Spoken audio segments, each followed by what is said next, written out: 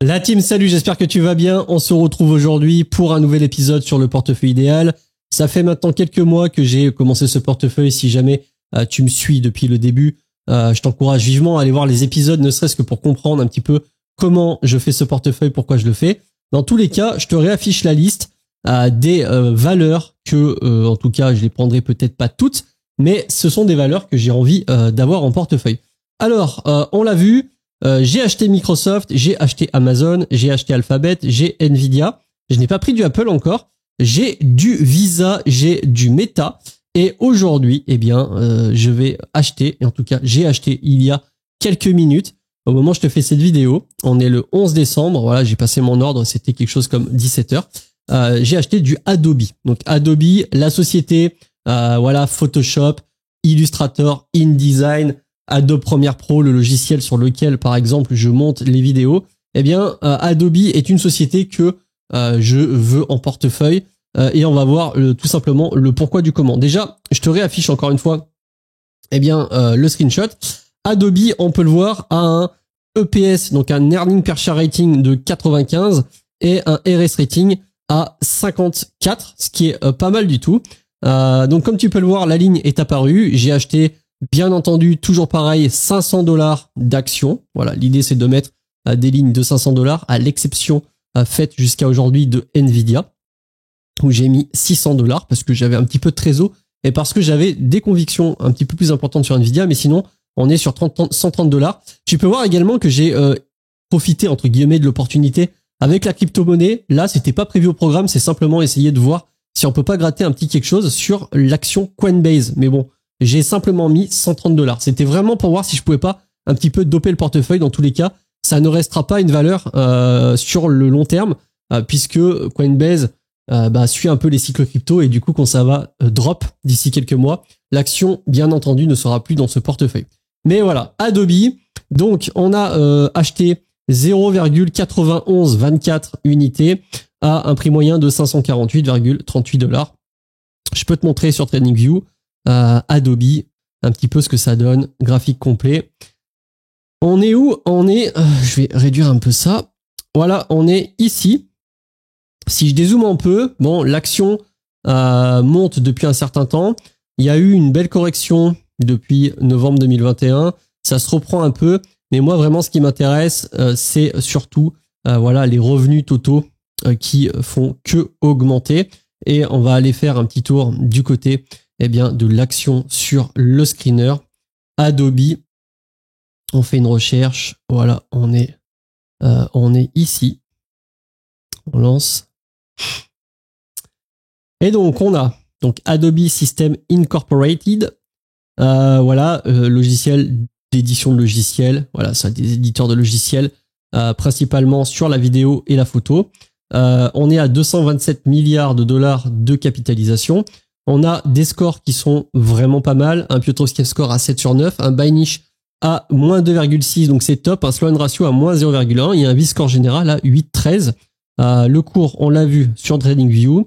Maintenant, ce qui se passe, c'est qu'on a une action qui est légèrement surévaluée du point de vue du DCF, donc la méthode DCF, du Discounted Cash Flow. Mais encore une fois, ça, ce sont que des ratios d'évaluation. Sur les ratios, on peut voir qu'on a un PER assez haut de 45,57. L'industrie générale est à 85, donc ça fait un price earning qui est relativement haut. Mais bon, encore une fois, voilà, on suit un petit peu le plan. Le price earning tend à baisser si les revenus augmentent, si le cours n'augmente pas trop. Donc ça, c'est pas trop grave. On a un price to sales à 11,53, un price to book à 16,79. Bon, on va pas se mentir. Les ratios sont assez élevés. Mais bon, voilà, je suis encore une fois la stratégie de base de ce portefeuille qui est de posséder un ensemble de valeurs qui se trouvent dans les portefeuilles institutionnels. Et j'avais envie de prendre Adobe. J'aime bien l'idée, tu sais, d'avoir des sociétés en portefeuille où j'utilise les services ou les produits. Et il faut savoir que j'utilise énormément Adobe Premiere Pro et Photoshop, notamment pour faire le montage de toutes les vidéos de cette chaîne YouTube. Au niveau de l'étude de croissance, alors on peut voir que depuis 5 ans, on a une croissance du résultat net de 16% globalement, moyennée sur 5 ans. Donc c'est très très bien. La croissance du chiffre d'affaires est de plus 16,5%. Donc là-dessus, pour une société de cette ampleur, honnêtement, ça reste très acceptable. Là où c'est vraiment très bien aussi, c'est au niveau de la marge brute, puisqu'on est à 87%, et surtout la marge d'exploitation et la marge nette qui dépassent 30% pour les deux. Donc ça, c'est excellent. Encore une fois, ce sont des moyennes sur les 5 dernières années. Il n'y a pas trop de capex, c'est normal, malgré que voilà, ils sont tout le temps en train de développer leur logiciel. Il y a de l'IA intégrée maintenant dans les logiciels. Et une des valeurs qui me plaît énormément, tu commences à t'en rendre compte si tu suis la plupart de mes vidéos, et en même temps, c'est une valeur capitale qu'il faut regarder, c'est le Return on Invested Capital, qui en français veut dire le rendement du capital engagé. On est actuellement à 37% et sur 5 ans, la moyenne est à 28%. On le sait, de manière générale, il y a quand même une corrélation directe entre l'évolution du cours, donc les performances de l'action en bourse, et le rendement du capital engagé. Très concrètement, pour faire hyper simplifié, hein, si tu as une société qui fait 15% de rendement sur son capital engagé, techniquement, la moyenne d'augmentation du cours de l'action est d'environ 15%. Voilà, c'est très simplifié, mais voilà, tu as compris la corrélation. Ici, on est très très bien. Très honnêtement, quand on dépasse les 20%, c'est incroyable. Au niveau globalement de la structure du bilan, on est très bien. On est sur du 60-40 actif long terme, actif court terme. C'est pas ça qui va nous intéresser. Nous, ce qui va nous intéresser, c'est plutôt l'évolution de la dette, comme tu peux le voir, puisque on voit que c'est une société qui possède du cash. On est à 16 milliards de capitaux propres, avec un résultat net à 5,5 milliards et une dette long terme de 3,6 milliards. Donc globalement, voilà, le résultat annuel, le résultat net annuel de la société couvre intégralement la dette de la société. Donc il n'y a aucun souci. On voit qu'il y a quand même eu pas mal de ventes de la part des initiés, mais en même temps les initiés prennent des tickets tellement gros, je sais pas si c'est des stock options ou j'en sais rien, mais en tout cas c'est pas étonnant. Et au niveau du dividende, on voit il n'y a pas de dividende, la société décide de réinvestir l'intégralité de son bénéfice pour développer tout simplement la boîte. Moi ça me gêne pas, tu le sais, le dividende ça n'a jamais été un critère d'achat.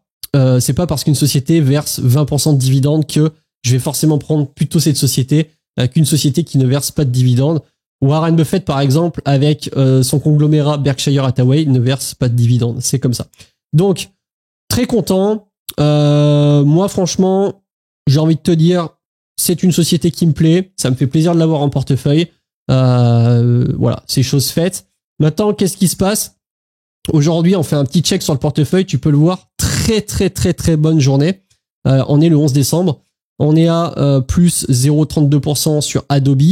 Amazon, on a fait plus 2,30 avec une ligne à plus 22% depuis Inception. Je peux te remontrer sur TradingView. Si tu veux, j'ai mis les points, par exemple, les points d'achat. Donc là, on peut voir, je peux décaler ça un tout petit peu. Voilà. Le point d'achat sur Amazon, il est ici. Le point d'achat sur Microsoft, il est ici, etc. Tu vois, quand je zoome, il faudrait que je décale ça à chaque fois. Ça permet vraiment d'avoir une visu sur ce qui se passe. Mais on en était donc Amazon, on est à 22% sur la ligne au total. Coinbase, malgré le plus 5%, on rattrape un petit peu. On est toujours légèrement négatif. Google qui fait une très bonne journée puisque on fait plus 4,5% à l'instant où je te parle avec un plus 14% sur la ligne totale. Donc c'est excellent. Meta, c'est franchement une bonne surprise. On pense que l'action est haute et elle l'est. Mais voilà un petit peu les performances de Meta. Plus 2,4%. On a une ligne à plus 21%. Incroyable. Microsoft, un petit peu à la traîne, qui se reprend un peu, mais globalement, pour l'instant, on est à 0%. Voilà. On a un PRU à 449,74. On est actuellement à 449,50. Bon, ça fait partie du jeu. Nvidia, malgré le petit retracement, on a bien acheté. $118, le PRU. Plus 2,50 aujourd'hui. Plus 17%. En tout cas sur la performance totale. Et Visa, bon, c'est une société qui vraiment monte sur le terme. J'ai totalement confiance. Ils ont un monopole, enfin un duopole avec Mastercard absolu sur tout le monde entier. On est à plus 3%. Et ça, qu'est-ce que ça donne au niveau de la performance? Eh bien, ça nous donne, on va enlever la comparaison. D'ailleurs, la comparaison, tu peux le voir, depuis le début, eh bien, on est on est à 9,50 sur le portefeuille, donc on est vraiment au même titre que le S&P 500. On est quasiment sur la même longueur d'onde. Il faudra qu'on regarde un peu plus tard. Mais globalement, voilà, depuis un mois, le portefeuille fait plus 5,91. Et c'est surtout depuis 3 mois, je peux peut-être te mettre un screen à l'écran, le portefeuille fait plus 29 ou 28%. Ce qui est extrêmement bien. En même temps, c'est normal puisque tu sais, il y a eu un creux à ce moment-là. On était à moins 20%. Et on a pas mal remonté. En tout cas, on est pas mal remonté. Alors, tu le sais, je fais aussi le suivi toujours sur un Google Sheet. Donc là, j'ai rajouté 500 euros. Moi, c'est des euros quand je fais le virement. C'est simple. Je regarde quel virement je fais. Et ensuite, il y a la conversion. Mais j'ai mis 500 euros. Au niveau du portefeuille, du coup, on est à 3949. 3949 en capitalisation. Ce qui nous donne une performance totale de plus 12,83%. Alors, j'ai pas fait, tu sais, la performance en TWR. Faudrait que je m'amuse à la faire simplement pour voir un petit peu le sous-jacent parce que la performance en TWR, c'est un calcul un peu spécifique. Et d'ailleurs, c'est comme ça que le calcul est fait sur Interactive Broker. Pour la prochaine fois, je m'amuserai à le faire. Donc voilà, on s'approche des $4000. Tiens, au passage, le portefeuille Momentum, j'ai décidé d'arrêter de le faire. Les performances sont catastrophiques. Honnêtement, je peux te montrer depuis un mois, voilà ce qui se passe. On est à moins 16%, alors que du côté du portefeuille idéal, écoute, ça charbonne, comme on pourrait dire. Tu le vois, depuis un an, on n'était pas trop mal. Donc jusque-là, c'était le portefeuille Small Cap Value. On a atteint des performances qui étaient intéressantes, mais trop peu d'actions sur le marché. C'est compliqué à sélectionner, etc. Et dès que j'ai commencé à voir un petit peu ce que donnait le portefeuille Momentum, tu vois, il y a eu un énorme pic. Bref, c'est assez volatile. Honnêtement, si j'ai envie de chercher de la volatilité, je fais ce que je fais en ce moment, c'est-à-dire je vais sur eToro et j'achète de la crypto-monnaie ou Kraken. Mais pour un portefeuille, voilà, j'expérimente, j'ai fait un petit peu le portefeuille Momentum. Et d'ailleurs, si tu veux un petit tip, c'est te faire un portefeuille Momentum, mais principalement sur des grosses actions. Tu peux faire un truc sur TradingView, tu vois, j'ai fait un petit profil. J'ai appelé Momentum Top 10 Stocks. Donc, on sélectionne les actions américaines principalement et on va regarder les capitalisations boursières supérieures ou égales à 175 milliards. Ça nous permet d'avoir vraiment le top performance des grosses actions. Et ce que tu fais, c'est que tu fais un classement décroissant sur les performances depuis un mois.